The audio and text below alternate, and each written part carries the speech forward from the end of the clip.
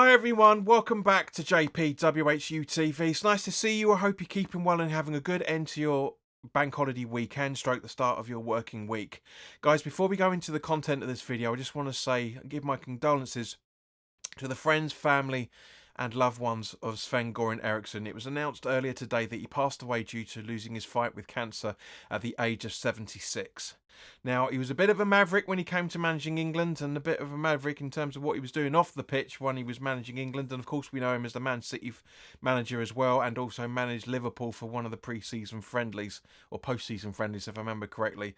But yeah, it was a shock. It was a shock to read it. You know, it was announced in January that he did have cancer, and it was looking terminal, unfortunately. But yeah, it's always sad to hear that news. So I'm sure you guys will pass your condolences on to the family as well as I will. Okay, so let's talk about the video itself. Today's video is we're going to be talking about West Ham's second round home game of the 24-25 Carabao Cup, aka the League Cup, where we welcome fellow Premier League team AFC Bournemouth to the London Stadium this Wednesday night for a 7:45 kickoff live on the new Sky Sports Plus. As always, guys, this video is sponsored by the channel sponsor 3retro.com. Please click the link in the description below that will take you directly through to the West Ham section of their website, where you can purchase some really nice retro gear along with track jackets, polo shirts, sweatshirts and t-shirts in club colours made by Admiral and Umbro, as you can see from the icon that's up here. And any purchases you make through the link in the description below, the commission that the channel would normally be getting, as I always say, I'll be sending on to the charity Iron supporting Foodbanks. They're based in the Newham area and they're helping those in the Newham area and the Essex County and further afield for that matter, as they're currently supporting over 70 and probably over 80 food banks by the time of this recording. So guys, go grab yourself a really nice retro shirt. You'll be saving yourself a few quid in comparison to the club shop and be helping those that are less fortunate than you and I. But if you're a West Ham fan and you don't want to make a transaction through the affiliate link, or you're a Bournemouth fan, or you're a neutral fan, because unfortunately there's no Bournemouth retro gear in there, guys, but you still want to help out that charity, then by all means please do click the link in the description below just above the affiliate link. Will take you directly to Iron supporting Food Banks Just Give 'Em Fun page. £1, £2, £5, whatever you can afford, guys. Believe me, every single penny helps. So thank you very much to everybody that's been viewing the channel over the last few weeks. We've got some phenomenal views. Thank you to everybody that joined us for the watch along for the Palace game as well, for that matter. It was great fun. We had an entertaining conversation for most of it. Mix and match. I was going to do a post-match a full-time thoughts video yesterday, but I just couldn't be bothered because I said about everything in the watch along anyway. But guys, if you're new to the previews, then there's going to be timestamps in the description below, so you can jump around to whatever section you wish. But ideally, I'd like you to stay around for as long as you can. And if you're enjoying the video, by all means, please do hit the like button. Put your comments in the section. Comments in the comment section below. And of course, guys, as I say, the longer you watch, the more it helps with my viewing figures as well, for that matter. So as always, let's start off by talking about the officials. The referee for this game is well known for having his Scooby snacks. It's Peter Banks.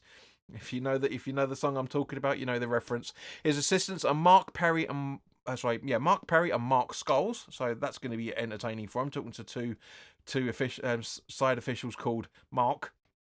And the fourth official is John Bushby, or Bushby. I think it's probably Bushby. So it's a bit interesting that we haven't got any VAR, but in a nice twist of fate, I'm quite glad that we don't. Now, in terms of our last game against Bournemouth in the League Cup, we haven't played them at home since 1999 in October, when we beat them 2-0 from goals from Keller and Lampard Jr. at the old bowling ground. You know, so it literally has been that length of time. It's been a quarter of a century, almost a quarter of a century since we last played them. It's mad. It really, really is. Now, Lopetigui has been in charge of 3 games against the Bournemouth manager Iraola when he was managing at Sevilla, but he's only won one, and because there was 3 games in there, it was only one home game fixture where he won that 3-1 with a 4-2-3-1 formation. Now, with only a few days remaining of the summer transfer window, Bournemouth have, from the outsider point of view, appear to have had a great window in bringing Evan Ilson, I should say, from Porto for €37 million. Iniesta from Leeds for around about 20 million quid. He's a cracking player. I really do like him. Unal from Getafe for about £16.5 million. Huijsen from Juventus, I think you'd class him, for about 15 and a quarter. Iraola from Barcelona for about £10 million. Paulson from the New Zealand football team Wellington for about £1 million. And Jebson on a free from Sheffield United. Of course, we know that they've sold Solanke to Spurs, a player that we were we were monitoring quite a fair bit.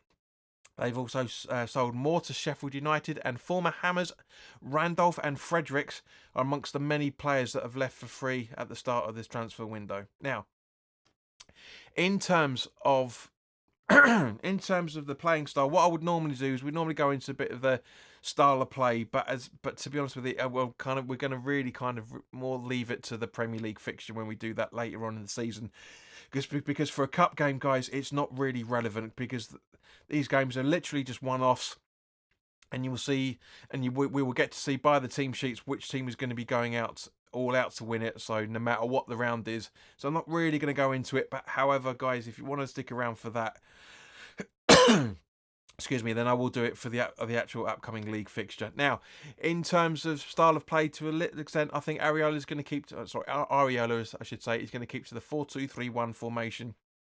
And we'll probably make rotations in the squad for this fixture, as we will as well, for that matter, because they face Everton away on Saturday before we play City at the 5:30 kickoff on Saturday afternoon as well. So, yeah, I've got a funny feeling that Bournemouth are going to really be more sort of at a great point against Newcastle. I don't care what anybody says. The rules are that it's handball. I don't agree with it being called handball because it hit here. The stitching rule down from there is, we talked about it the other year. Now, unless the handball rule has changed recently, then all of it down here is classed as handball. It should be not an illegal goal, but do you know what I mean? You can't call it handball when it's right up here. It's nowhere near the hand. You know, that's what's annoying people at the minute. But I'm sure that'll get sorted out at some point. But Bournemouth played really well. They're going to give us a difficult game. They always do.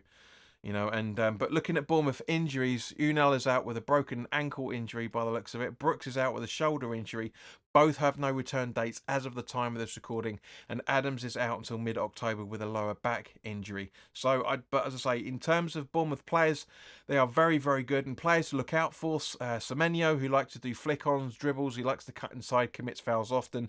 He is strong at aerial duels and playing through balls and finishing, but he is weak at passing, keeping possession, and his defensive contributions as well. Tavernier, it likes to cross, dribble and shoot from distance, and it likes to tackle as well for that matter, and he is strong at dribbling, defensive contributions and blocking. Goalkeeper Neto, who likes to he likes to parry the ball out. Made some good saves against Newcastle yesterday, but he is very weak at keeping his head in terms of a discipline point of view. The new player, Evan Nilsson, from what I've done some research on him, he's very strong at keeping the ball, strong at through balls, key passes, finishing, passing and dribbling. I won't be at all surprised if he actually gets in this fixture. He gets in there, Bournemouth starting 11. Sinisi likes to play the ball long, dribble and tackle, and he likes to hoof and clear the ball as often as he can. He is strong at tackling and intercepting the ball, but he is weak at passing and aerial duels and discipline as well, for that matter. So, guys, we will be doing the watch along. This feels really weird. This is the first time for about 15 years that I've not gone to a League Cup game, but I've got more important things to press financially as it stands at the moment. So we will be doing this. Will be the first home watch along we've done since the COVID days. It's going to be strange, but guys, by all means, please do make sure that you're subscribed for that. And if you haven't already done so, the reason I'm asking you guys is over the last 4 weeks, over 3/4 of you guys, just over 75% of you guys are not subscribed when it comes to viewing this channel. So guys, by all means, please do hit the like button, please do share it, and please do subscribe as well. So turning to West Ham in terms of news, there's not really that much in terms of news to talk about, because there's a lot of gossip going around, and I'm up to my back teeth of this fucking Tammy Abraham stuff. We were asked about it on the watch along for the Palace game. It's lies. We're not interested. The club, actual genuine in the knows, have said that we are not looking at Tammy Abraham in any shape or form. So guys, will we stop talking about this every single fucking window? Seriously, we had it in January, we had it in last summer, we've got it this summer. Please stop it. We can't afford his wages, and we certainly won't be able to afford the fee that they're asking for as well, for that matter. So please stop. Can we just put those to bed? But stuff that is genuine, it's good to see that Alvarez was back on the pitch in the second half of the Palace game. I wouldn't be at all surprised if he makes a starting 11.